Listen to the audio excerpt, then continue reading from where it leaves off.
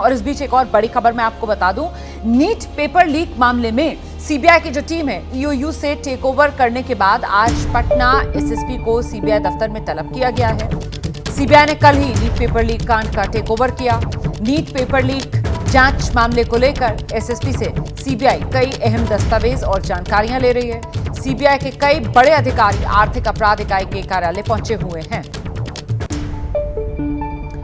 तो ईओयू के दफ्तर में सीबीआई के अधिकारी भी पहुंचे हुए हैं। इसके अलावा जो बिहार के एसएसपी हैं उनसे भी जानकारियां ली जा रही हैं। तो कुल मिलाकर नीट पेपर लीक का मुद्दा लगातार गरमाया हुआ है दो फ्रंट पर। एक तरफ जो सियासत इस मुद्दे पर हो रही है और दूसरी तरफ जो जांच इस मामले में की जा रही है। लेकिन इस सब के बीच अधर में छात्रों का भविष्य है और ऐसे में सबसे बड़ा सवाल ये कि रद्द हो नीट इम्तिहान। विवाद का यही एक समाधान प्रोफेसर साहब? राजनीति करने का हक है और वो कर रहे हैं, सड़कों पे भी कर रहे हैं और आसपास जितना भी वो डेमोन्स्ट्रेशन करना चाहें कर लें। लेकिन ये जो विवाद है और ये जो समस्या है वो दरअसल हमारी परीक्षा व्यवस्था, हमारे शैक्षणिक व्यवस्था और उसकी विश्वसनीयता का प्रश्न है। और इस विश्वसनीयता को बनाने के लिए ये one stroke of a pen में कोई समस्या का समाधान नहीं हो जाता। इसलिए जिस प्रकार से कार्रवाई चल रही है, आप खुद ही बता रही हैं कि सीबीआई भी कार्य कर रही है, एनटीए के ओवरऑल के लिए भी एक समिति गठित की गई है।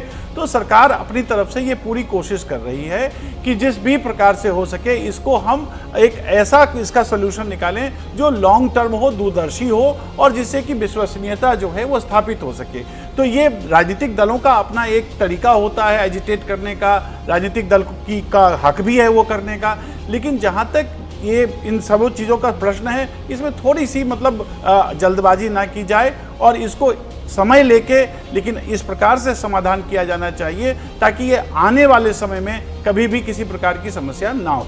ठीक है विजय सर, बिल्कुल ठीक बात है। सबसे बड़ी बात है क्रेडेंशियल्स की, क्रेडिबिलिटी की बात है। जब इतना बड़ा इलेक्शन हो रहा है तो उस पर हमारे जो लोग हैं, बच्चे लोग हैं, पेरेंट्स हैं, उनको भरोसा होना चाहिए। और अभी जितनी सारी बातें आई इस पूरे विवाद के दौरान, उसमें पूरा विश्वास हमारा डगमगा गया है। तो बेहतर हो उस सिस्टम पर पहले तो जो गड़बड़ियाँ हुई उन सवालों का जवाब मिले, उन सवालों में जो गड़बड़ियाँ की जो लोग दोषी हैं उनके खिलाफ सख्त कार्रवाई हो और एक नया फुल प्रूफ सिस्टम ऐसा लेकर लाया जाए जिसमें पॉलिटिक्स नहीं हो और एक अच्छा सिस्टम बने ताकि आगे भविष्य में ये बड़ा काम हो सके। क्योंकि हर दिन पेपर लीक होना या सिस्टम में गड़बड़ी होने से हमारे जो छात्र हैं, जो परिवार हैं, उनका भी एक बड़ा मेंटल टॉर्चर भी होता है और पूरा सिस्टम हमारा गड़बड़ा रहा है। और डॉक्टर्स का जो सिस्टम है या इंजीनियर्स का सिस्टम है वो एक बहुत ही महत्वपूर्ण व्यवस्था है परीक्षा की, उसमें बेहतर सिस्टम बनाने की ज़्यादा जरूरत। जो प्रोफेसर साहब कह रहे हैं जल्दी ना करें, एक नए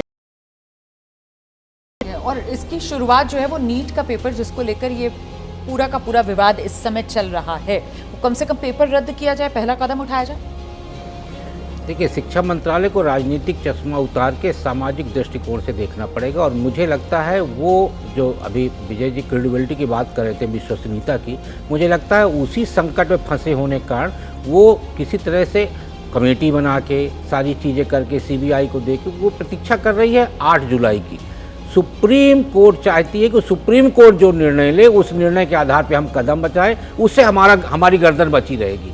तो जब आप अपनी गर्दन बचाने की तरफ जाएंगे तो आप फिर किसी भी महत्वपूर्ण निर्णय तक नहीं पहुंच पाएंगे। सबसे बात यह है, पेपर लीक इस समय पर भारत में बीमारी की तरफ फैल रहा है, तो उस बीमारी को कहाँ से रोकेंगे? उस बीमारी को रोकने के लिए आपको पूरे नेटवर्क को खंगालना पड़ेगा और वो नेटवर्क कहीं ना कहीं शिक्षा मंत्रालय से लेके और नीचे तक जाएगा। इस बार मैं एक छोटी सी बात कहूँगा, अभी मैं खबर पढ़ रहा था कि बिहार में इस बार पहली बार पेपर को डिजी लॉक में रखा गया, लेकिन एक ही टाइम पे तीनों डिजी लॉक खुलना था लेकिन वो डिजी लॉक नहीं खुले और उसको काट के पेपर निकाला गया। तो इससे अंदाजा लगाइए कि जब डिजिटल लॉकर में ही पेपर सुरक्षित नहीं है, कोई पहले ही छेड़छाड़ कर चुका है, तो आप पेपर कहाँ रखेंगे? कैसे आप पूरी तरह से सुरक्षित परीक्षा करा पाएंगे? बिल्कुल, ये बड़ा सवाल है सर, चुनौती भी बनी हुई है सरकार के लिए। चुनौती सब बड़ी विश्वास का सवाल है, क्रेडिबिलिटी का सवाल है और इस पे राजनीति नहीं हो रही है। एबीवीपी तो सरकारी संगठन का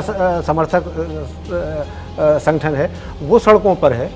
इसमें तो पूरा कंसेंसस है देश का। इसमें मुझे नहीं लगता कि रूलिंग पार्टी की तरफ से कोई बात ना कही गई हो, लेकिन अपेरेंटली खुद मिनिस्टर साहब ने एक्सेप्ट किया है ये हुआ है, उसकी मॉरल रेस्पॉन्सिबिलिटी उन्होंने ली है। तो अब कोर्स करेक्शन होना चाहिए और ये मैसेज जाना चाहिए कि आइंदा इस तरह से ना हो। मैं रोक रही हूँ सर आपको, जरा सुनते हैं क्या कह रहे हैं इस वक्त केंद्रीय मंत्री किरण रिजिजू, ये सारे लीडर्स हम लोग सब थे वहाँ। कांग्रेस के नेता ने आकर के कंडीशन लगाया कि अब डिप्टी स्पीकर पोस्ट देने से तब हम स्पीकर को समर्थन करेंगे। तो ये जो आदान प्रदान करके ये पद ये पार्टी ले लो, वो पद ये पार्टी, ऐसा स्पीकर और डिप्टी स्पीकर को नहीं कर सकते हैं। और स्पीकर का चुनाव अलग प्रक्रिया है, डिप्टी स्पीकर का बाद में अलग से होते हैं, तो उसको जोड़ना भी ठीक नहीं है। इसलिए हम मानते हैं कि कांग्रेस ने अगर नामांकन भराया तो दुख की बात है, क्योंकि स्पीकर पद को लेकर के आज तक चुनाव नहीं हुआ है और एक कंसेंसस के माध्यम से ही स्पीकर का नियुक्त होता है। एक मिनट। तो आपने सुना यहाँ पर जो संसदीय कार्य मंत्री हैं वो ये जानकारी दे रहे हैं कि साहब विपक्ष की तरफ से कहीं ना कहीं ये शर्त रखी जा रही है कि साहब स्पीकर को हम तभी समर्थन करेंगे जब आप डिप्टी स्पीकर का पद हमें देंगे। तो इस तरीके से शर्तों के साथ तो सदन नहीं चल सकता।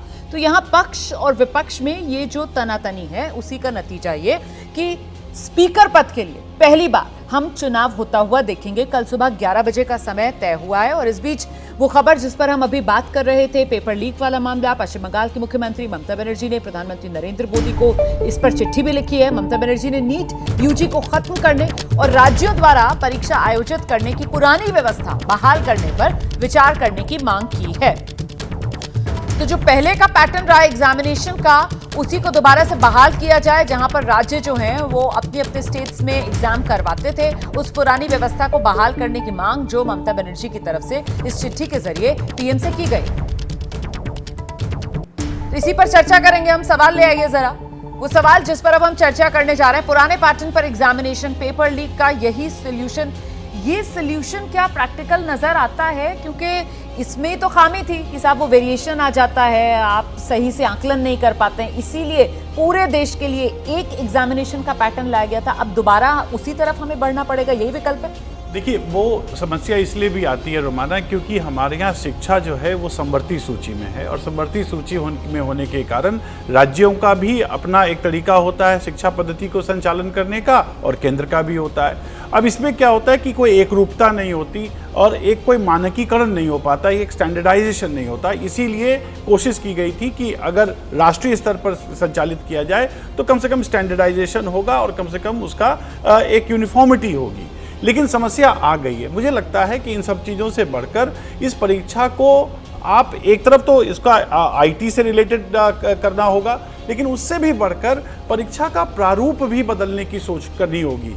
आप देखिए, पूरे वर्ल्ड ओवर जो इस प्रकार की परीक्षाएं होती हैं उसमें आजकल एडेप्टिव टेक्नोलॉजी का प्रयोग किया जाता है। और एडेप्टिव टेक्नोलॉजी ये होता है कि जैसे जैसे कोई अभ्यर्थी है वो उसको उसकी कठिनाई लेवल जो है प्रश्नों का बढ़ता जाता है और कठिनाई लेवल के आधार पर फिर उसका स्टैंडर्डाइज एक मूल्यांकन किया जाता है। तो मुझे लगता है कि भारत जिस प्रकार से आईसीटी में और जिस प्रकार से इंफॉर्मेशन टेक्नोलॉजी में लगातार तरक्की करता जा रहा है, अब ये समय आ गया है। इसीलिए मैंने पहले भी आपको कहा कि थोड़ा रुक कर, थोड़ा संभल कर, थोड़ा सोच कर बिल्कुल दूरगामी उपाय करने चाहिए, ताकि इस प्रकार की पूरी समस्या, ताकि उसमें चोरी का, नकल करने का, जल्दबाजी ना हो और एक परमानेंट सोल्यूशन जो है वो हासिल करने की यहाँ पर कोशिश की जाए। क्योंकि जाहिर सी बात है, देश का भविष्य, देश के युवा, उनसे जुड़ा हुआ ये मामला सीधा सीधा